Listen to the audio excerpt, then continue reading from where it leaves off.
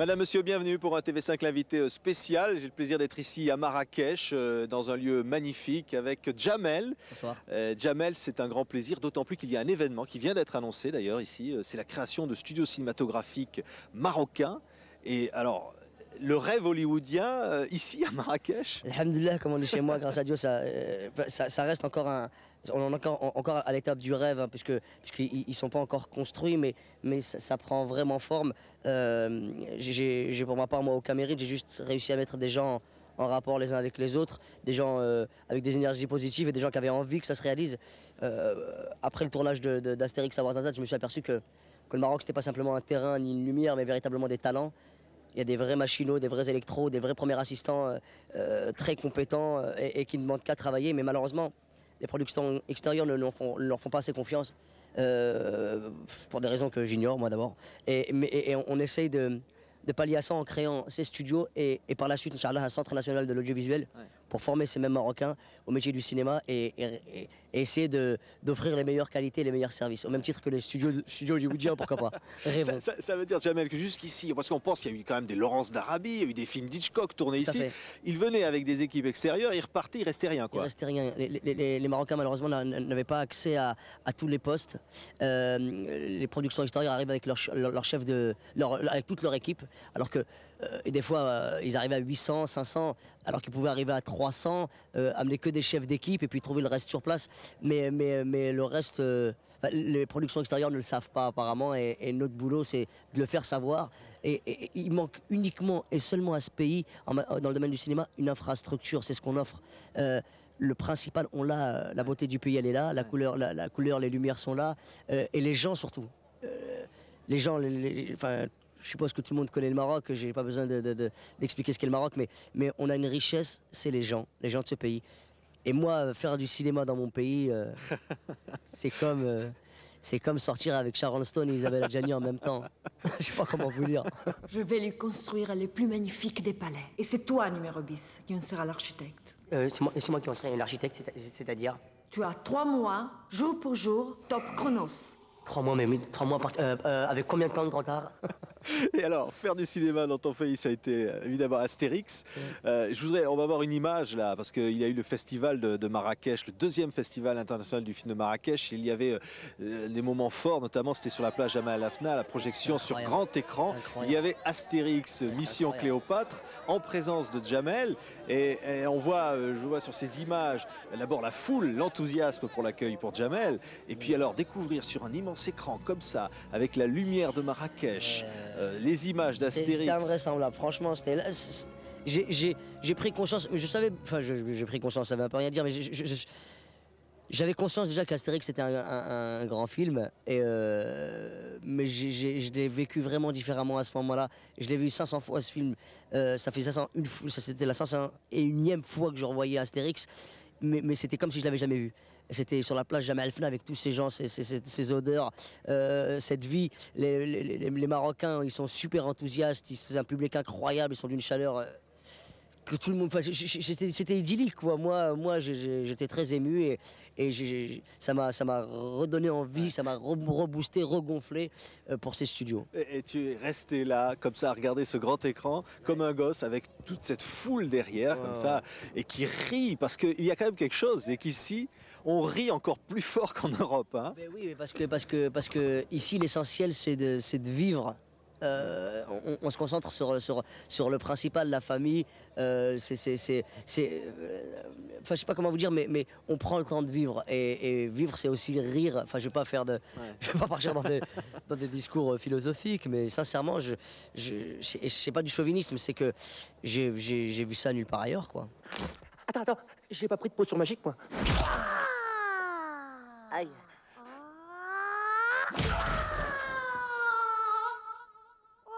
Alors, les souvenirs du tournage d'Astérix, c'était ça, hein, parce que c'est parti aussi de là, un petit peu, cette envie de faire travailler ici des gens, d'apprendre le cinéma, d'avoir des studios. Les tournages d'Astérix, ça a été aussi cette chaleur que tu as retrouvée de tous les technicos, de tous les cadreurs, des assistants marocains qui étaient là. Je vous dis, j'étais agréablement surpris parce que j'arrivais aussi avec des a priori. Je ne savais pas que dans mon pays, on avait des professionnels à ce point-là. Vraiment, j'étais surpris. Et devant tous ces gens qui maîtrisaient si bien leur taf, ça me paraissait évident. Il manque juste une infrastructure. C'était la moindre des choses. Vraiment, c'était à couler de source. Et j'ai fait que parler à certaines personnes influentes dans ce pays qui ont compris et qui n'ont pas hésité une seule seconde, comme M. André Azoulay, qui est conseiller de Sa Majesté le Roi. Et il a répondu présent. Et, enfin, je veux dire, c'est ça.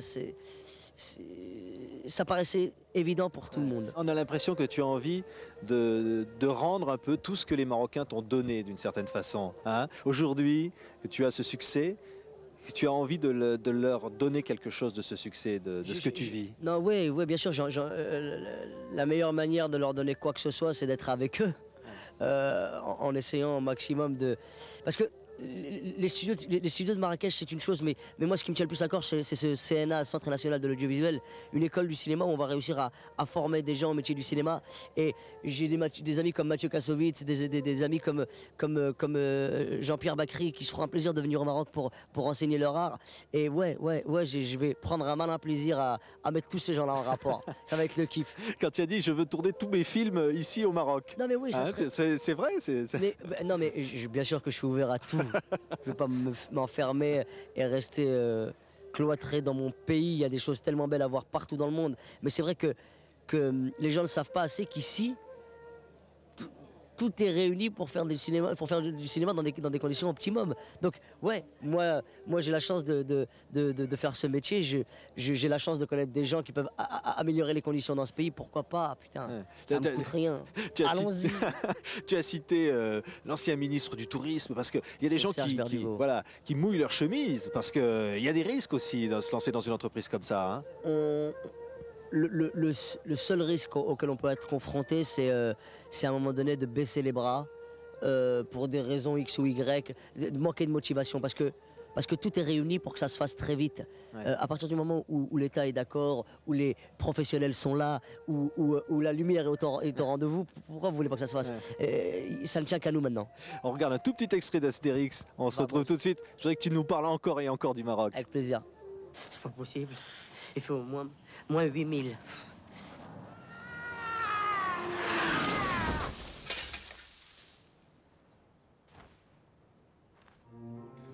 Moi, j'ai pas besoin de boire parce que je suis tombé dedans quand j'étais tout petit. Ce qui me donne naturellement une force considérable. Voyez plutôt.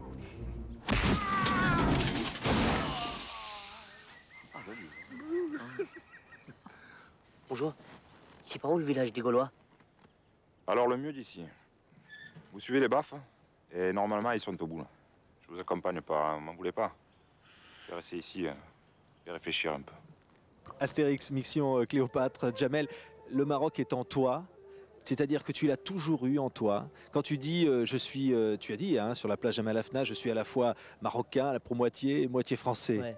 C'est ces deux cultures qui finalement ne font qu'une seule culture. J'ai eu la chance d'avoir, alhamdoulilah, des parents formidables qui m'ont éduqué. Je ne les remercierai jamais assez parce que vraiment il n'y a pas eu de distinction entre les deux. Quand j'étais dans mon salon, on parlait marocain, on mangeait marocain, on vivait marocain. À partir du moment où je franchissais le seuil de ma porte, j'étais français. Et j'avais aucun problème, j'ai jamais eu aucun problème d'insertion, d'intégration. D'ailleurs ces deux mots m'énervent, je les emploie jamais et ça veut rien dire.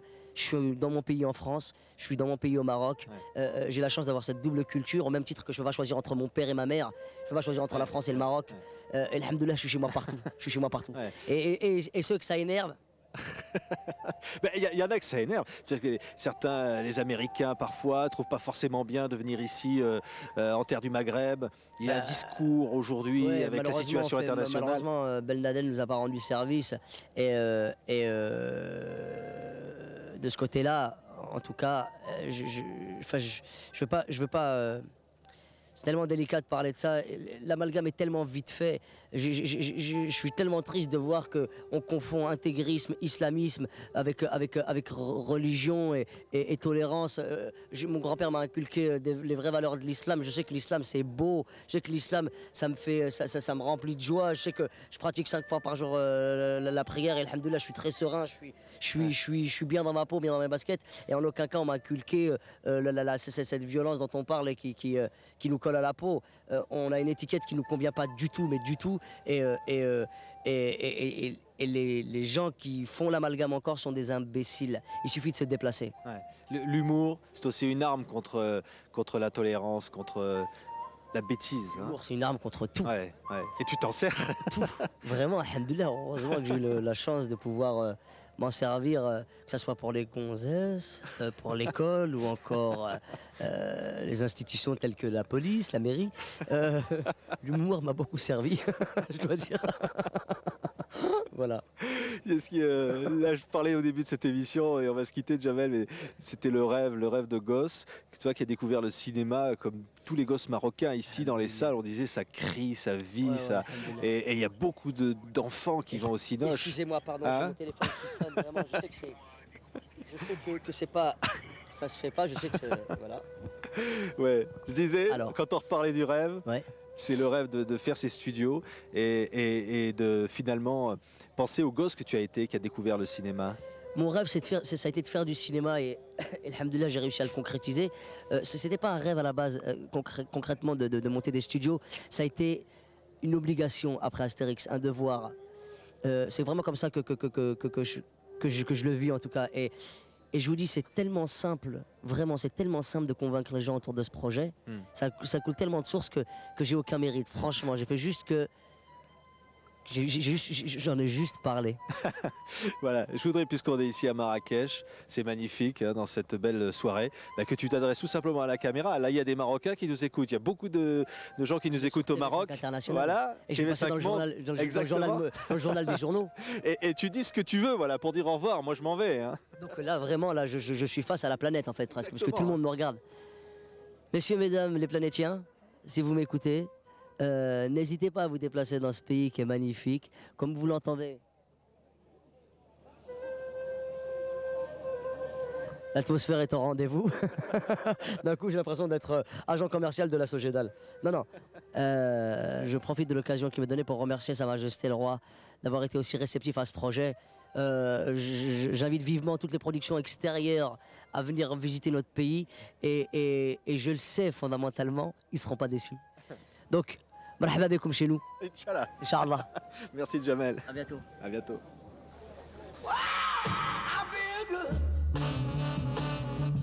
Regarde, Gaulois, défends chèrement ta vie. Vous êtes nouveau ici.